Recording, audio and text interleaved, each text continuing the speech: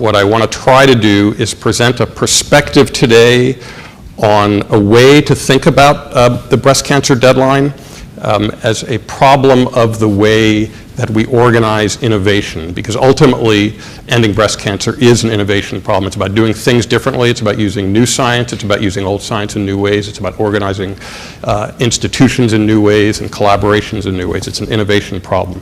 And another point I want to make about this, which I thought Maria made beautifully to also run interference for me in the keynote at lunch, which is that there's lots of other problems in the world, big daunting problems that, even if they seem dissimilar, share this need for an organizational systems approach in trying to understand how to intervene effectively.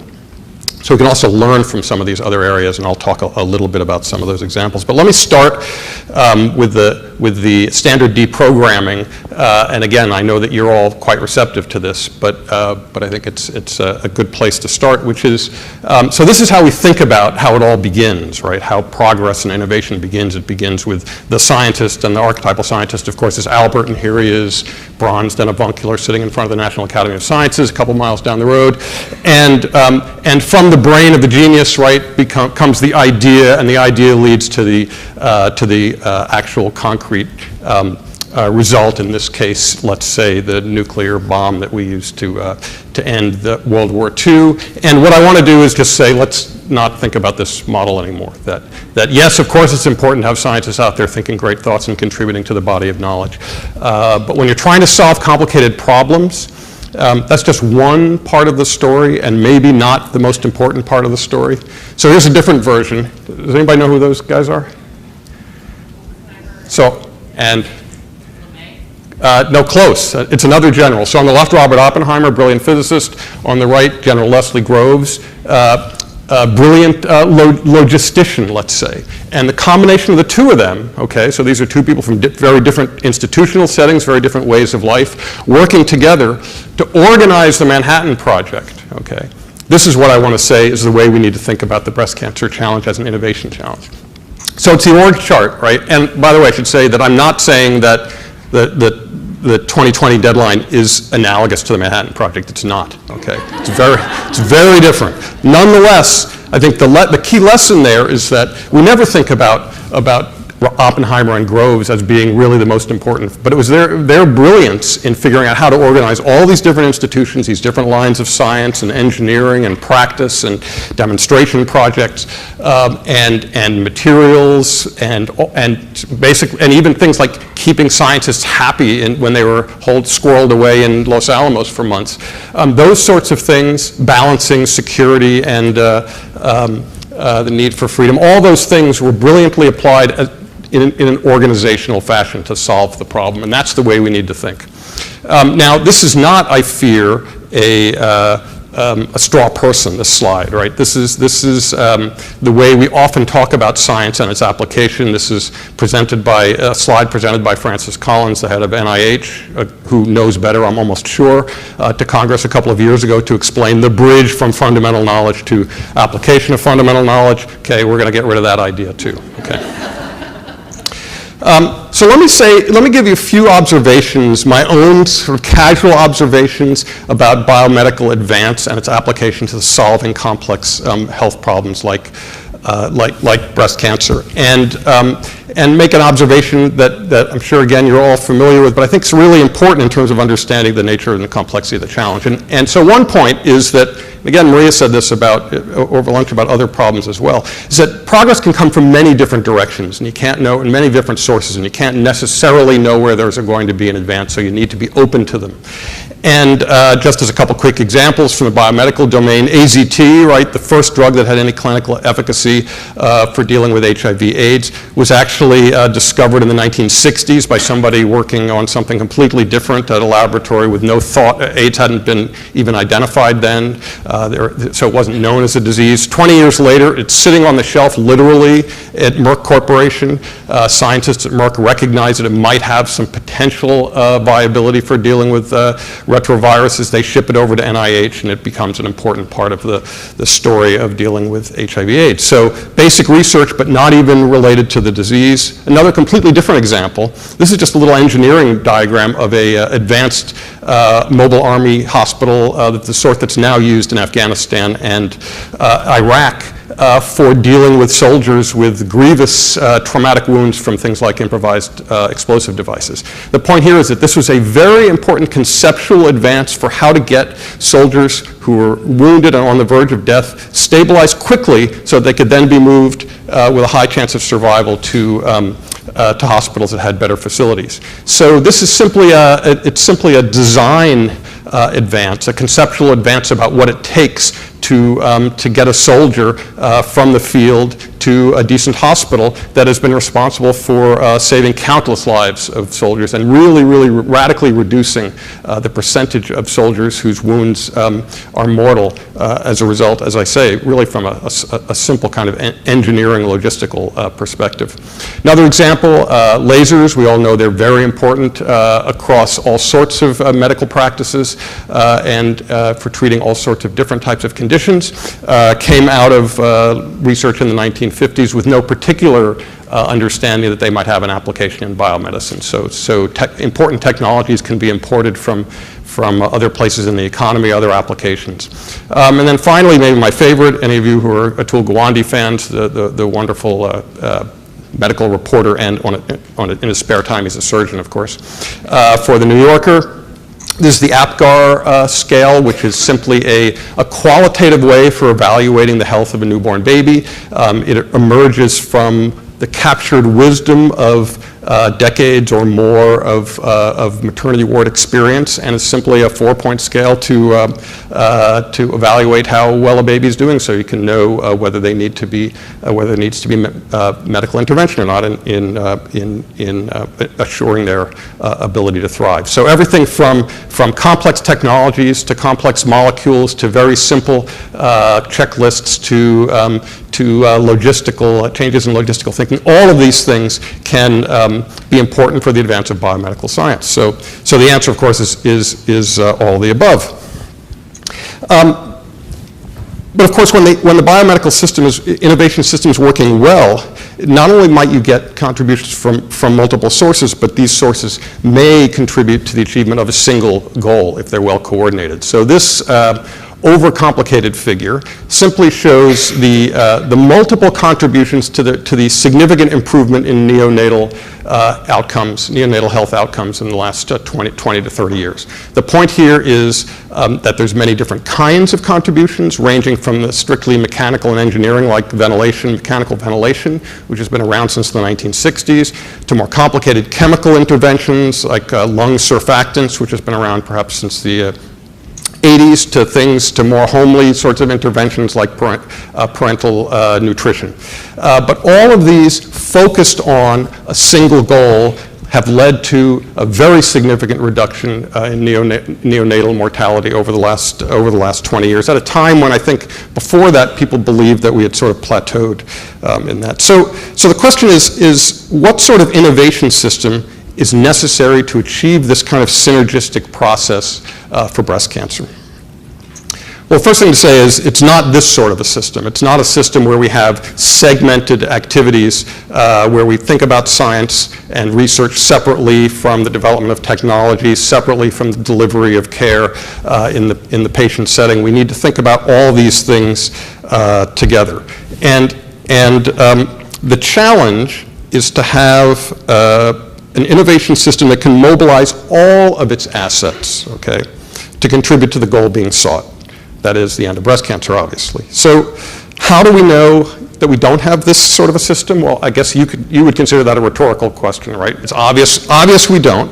Let me, for my own, at least, gratification, since I like to, whoops, we go the wrong way. Since I like to rehearse the problems of the system because that's simply my job, let me just point out what I think are 4 really profoundly troubling indicators of lack of system health and lack of the kind of coordination between all of the elements of the system that will lead to the kind of unified learning that we need to that we need to achieve.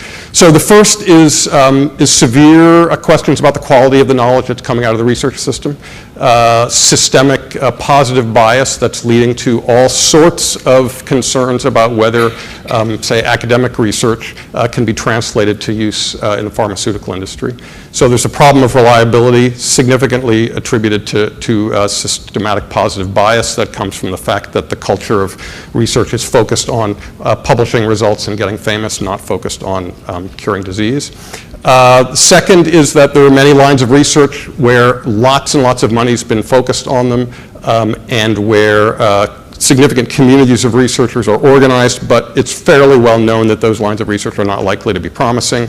There's a recent article that got a lot of attention from the proceedings of the National Academy of Sciences. Genomic responses to mouse models poorly mimic human inflammatory diseases, and yet tens or hundreds of millions of dollars spent on that line of research.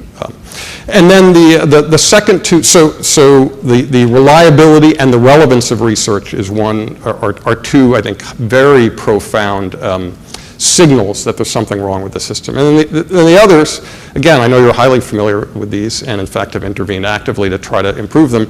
Lack of innovativeness in the pharmaceutical industry, I don't think much needs to be said about that, and lack of accountability to the ultimate goal, which is to actually lead as rapidly as possible to increased well-being and reduction of the burden of the disease, either through prevention or cure. And I think your efforts to intervene in the TDM1 trials with Genentech, and I assume most of you are familiar with that story, but in essence, this was a case of a company deciding that the need for rapid progress to demonstrate to shareholders and other investors that they could quickly move product to market was more important than the long-term goal of meeting the needs of patients. So these, I think we can probably agree, are systemic problems and indicators of the need for significantly rethinking the breast cancer innovation system. So how to move forward from here? I'm going to just obviously in the next 5 to 10 minutes, can't give you a prescription, don't have a prescription, but want to make a few suggestions about how we can think about this.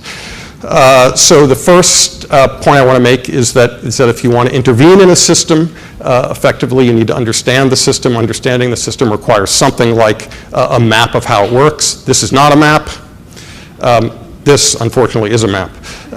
So this is not actually a caricature or a Rube Goldberg or a map of Kafka's brain. It's a map of the integrated defense technology acquisition system. And the point is that it shows that there are hundreds of different nodes, all connected to each other in different ways, that ultimately lead to the accomplishment of the goal of the Department of Defense in this case, which is to develop advanced technologies that serve their mission of security of the nation. And the reason I obsess about maps and Fran and Annette are well aware of this obsession of mine, is that it's not because I think they tell you exactly where to go, but they give you a sense of the complexity of the system, of where the bottlenecks are, and they allow you to think about how to intervene in the whole system in a way that can steer that system in the direction that you're trying to go.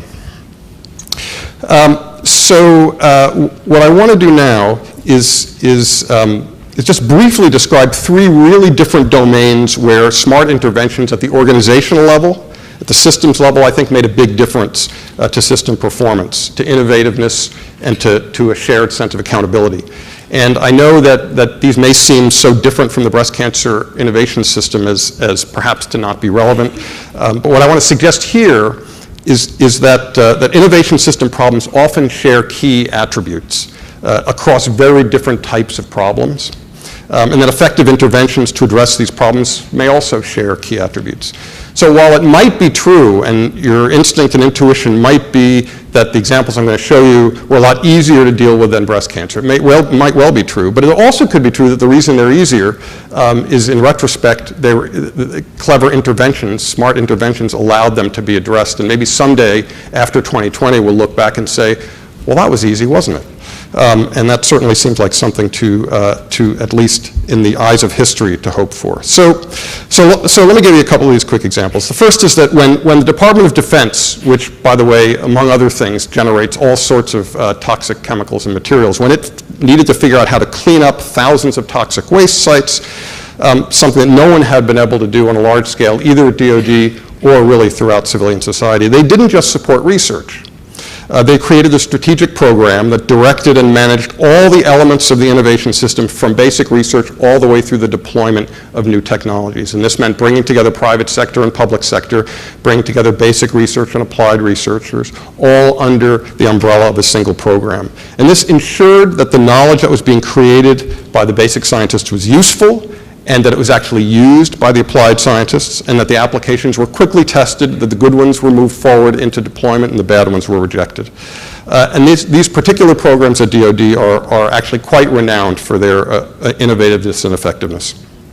So while the breast cancer innovation system, as you all know, is balkanized across many key activities and functions, this DoD program is determinedly strategic and focused at every level on the outcome. Okay, so all the decisions that are made in light of the outcome. Okay, another radically different example. This is the aviation safety reporting system. So when the Federal Aviation Administration and the airlines about 20 or 30 years ago decided that they were having too many near misses and that they didn't really understand how to radically improve the level of safety in the air traffic system, they realized that they couldn't just solve the problem with new technologies, that they needed to be able to rapidly learn from what was going on every day at airports, especially from problems and mistakes and failures that could in the future lead to disasters. So what they did was they built an error reporting system. That's what this ASRS is. It's in a neutral administrative setting. Anyone is allowed to report any problem that anyone from a baggage handler up to a pilot to an airline executive is allowed anonymously to report anything to the system. And the system then takes all that data and analyzes it, reassesses it, and uses it to create continual learning and system improvement across the air traffic control system. So while the medical innovation system in many ways, I think, discourages learning from failure, this innovation that the aviation system introduced depends on learning from failure. And I think that's a really important attribute, the importance of continual learning from failure in innovation systems. A final example, this is from the Department of Energy, which is notorious for its inability to connect scientific progress to advances in energy technology. The analogies, I believe, to the National Institutes of Health here are strong because both, in particular, have a hard time creating strong synergies with industry. ARPA-E, the Advanced Research Projects Agency for Energy, was created outside of the main DOE administration. Okay, so it's not it's in the it's under the DOE umbrella, but it's not beholden to any of the other administrative bodies in DOE with their existing political constituencies, and it focuses on funding high-risk, high-reward energy innovation projects that are jointly funded by industry. So what we have is public-private partnerships that create shared accountability among ARPA-E and DOE, among universities, among government laboratories, and private sector companies, all of whom are sharing the risk and the potential benefits. Okay, so I've focused on three aspects of organizational design that I think are going to be key for moving forward towards achieving the Breast Cancer 2020 goal. These are shared accountability, strategic focus, and system learning. They're essential attributes for ensuring that various elements in a complex innovation system act in concert toward the achievement of a particular goal. And they act to make sure that all parts of the system are more, you might say, acting with that goal in mind. The examples I've shared are meant to show that these attributes can be intentionally enhanced through smart organizational designs. And my own sense is that these assets, that is accountability, strategic focus, and system learning, are insufficiently developed in the breast cancer innovation system. I do want to say that the piece of legislation that I guess will be introduced tomorrow, that was introduced in the last Congress but didn't pass, to create the Commission to Accelerate the End of Breast Cancer, in my view of it, is exactly in that space in terms of understanding how to strategically intervene and provide a external steering mechanism that is of the system but not captured by the system. Okay, so what I've tried to do in these remarks is to suggest that one way to understand the Breast Cancer 2020 deadline is as a challenge to the organization of the breast cancer innovation system. From this perspective, what matters most is how the elements of the system relate to each other, okay? The potential for significant and rapid improvement, it doesn't come from how many breakthroughs scientists might get. It doesn't come from counting the patents that Big Pharma achieves. It comes from organizational design focused on system-wide improvements in accountability, strategic focus, and system learning. The innovation systems perspective and the few examples I've provided, I know they're simply suggestive and impressionistic, but I hope at least they can help open up for you the possibility of a new dimension for planning and action on the path from here to the world without breast cancer.